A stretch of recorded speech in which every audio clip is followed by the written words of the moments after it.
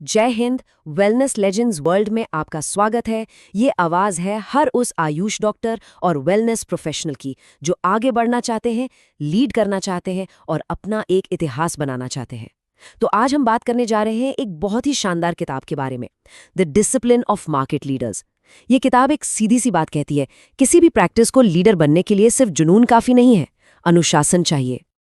देखिए, किसी भी बाजार में ना 3 तरह के लोग होते हैं। एक जो सिर्फ सरवाइव कर रहे हैं, मतलब बस टिके हुए हैं। दूसरे जो compete कर रहे हैं। और तीसरे वो जो डोमिनेट करते हैं। और ये जो तीसरी कैटेगरी है ना, मार्केट लीडर्स, ये अपना एक अलग ही स्टैंडर्ड सेट करते हैं। तो आज हम यही समझेंगे कि वेलनेस प्रोफेशनल्स अपनी पैथी, अपने विजन और अपने ब्रांड को एक मार्केट लीडर कैसे बना सकते हैं। क्योंकि सवाल सिर्फ हिस्सा लेने का नहीं है, सवाल है लीड करने का, नए स्टैंडर्ड बनाने का। जो सिर्फ सर्वाइव करते हैं वो बस मार्केट में बने रहते हैं। जो compete करते हैं वो हमेशा दूसरों की बराबरी करने में लगे रहते हैं। लेकिन जो डोमिनेट करते हैं ना, वो एक ऐसा यूनिक वैल्यू बनाते हैं कि वो खुद दूसरों के लिए एक बेंचमार्क बन जाते हैं। तो सवाल ये है कि ये कैसे किया जाए। लेखक माइकल ट्रेसी और फ्रेड विर्सेमा कहते हैं कि किसी भी सफल ऑर्गेनाइजेशन को आगे बढ़ने के लिए इन 3 में से कोई एक रास्ता चुनना पड़ता है और फिर उसमें महारत हासिल करनी पड़ती है। पहला अनुशासन है ऑपरेशनल एक्सीलेंस। इसका सीधा सा मतलब है प्रोसेस और प्रेडिक्टेबिलिटी। मतलब हर काम को इतनी एफिशिएंसी से करना कि आपकी सर्विस सस्ती भी हो, भरोसेमंद भी हो और हर बार एक जैसी हो। सोचकर देखिए, एक वेलनेस क्लिनिक के लिए इसका क्या मतलब है। इसका मतलब है एकदम क्लियर प्रोसेस, पंक्चुअलिटी, कोई भागदौड़ नहीं और एक प्रिडिक्टेबल सर्विस। जैसे एक नेचुरोपैथी सेंटर जहां हर पेशेंट को 7 स्टेप वेलकम से लेकर डाइट चार्ट तक एक जैसा बेहतरीन एक्सपीरियंस मिलता है। अब आते हैं दूसरे अनुशासन पर, प्रोडक्ट लीडरशिप।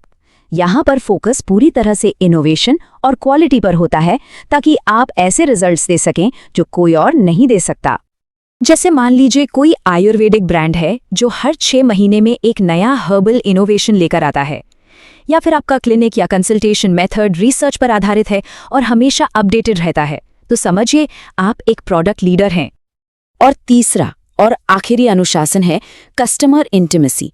यहाँ पूरा ध्यान डीप पर्सनलाइजेशन और विश्वास बनाने पर होता है ताकि हर क्लाइंट की ज़रूरत के हिसाब से एकदम सही सोल्यूशन दिया जा सके। सच कहूँ तो वेलनेस में ये शायद सबसे पावरफुल मॉडल है।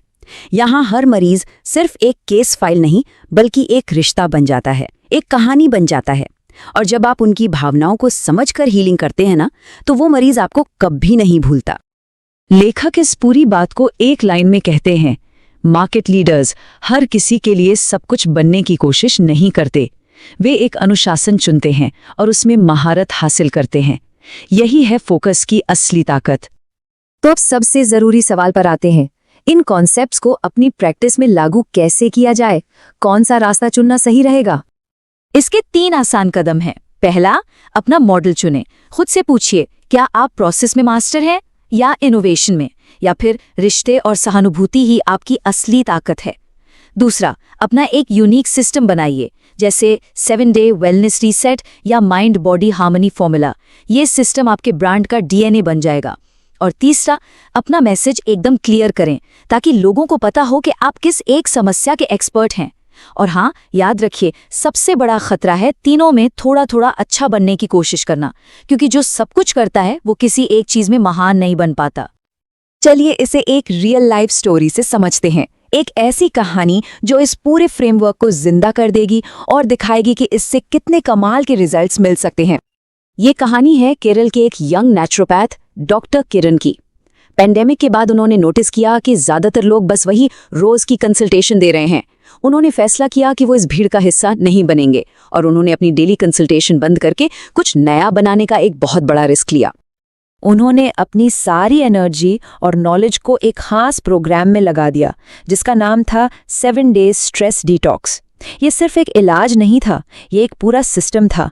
उन्होंने मेडिटेशन, हर्ब्स और डाइट को एक ऐसे पैटर्न में सेट किया जो उनका यूनिक सिग्नेचर मेथड बन गया।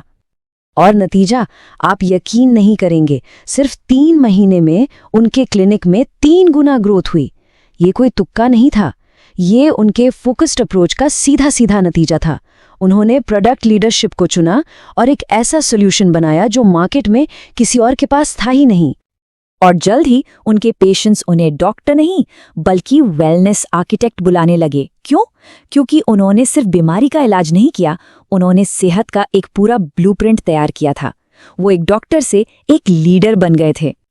तो डॉक्टर किरण की कहानी हमें यही सिखाती है कि हर वेलनेस प्रोफेशनल के अंदर एक लीडर छिपा है जो अपने फील्ड में एक्सीलेंस, एम्पैथी और इनोवेशन का सिंबल बन सकता है।